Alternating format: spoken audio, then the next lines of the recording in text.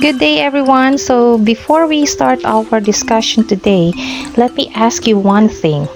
Have you tried reading without stopping or not even worrying because you are confident enough that you are reading the words correctly? Now, if your answer is yes, then you are surely familiar with the sight words.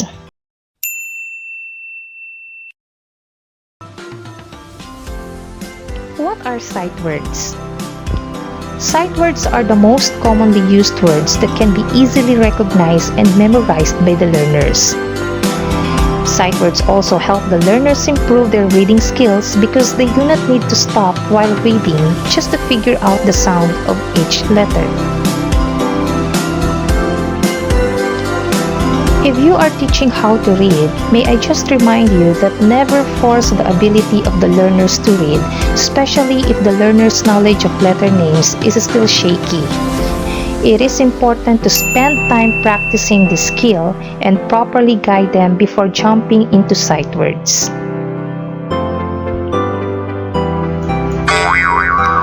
Now, let's do this challenge if you are really a good reader.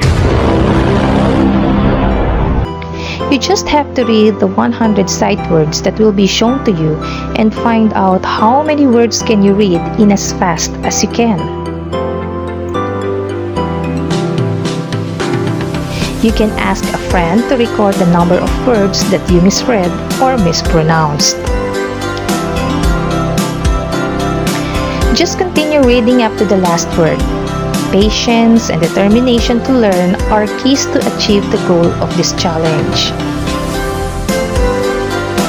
And, of course, before we start, you will be needing a piece of paper and a pencil to record your score. So, are you ready? Let's begin now.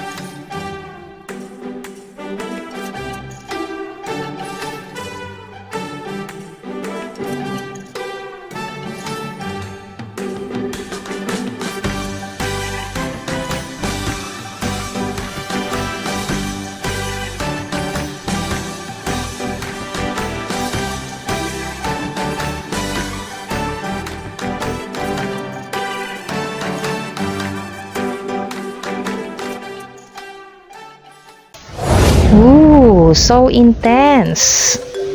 Now, count the number of words that you misread or mispronounced and subtract it to 100 to get your total score.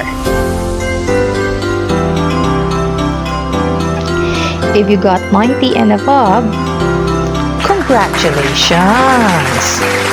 Very good!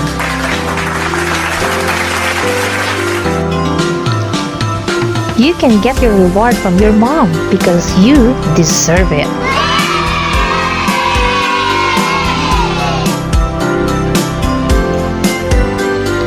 Now, don't feel sorry if you got 89 and below.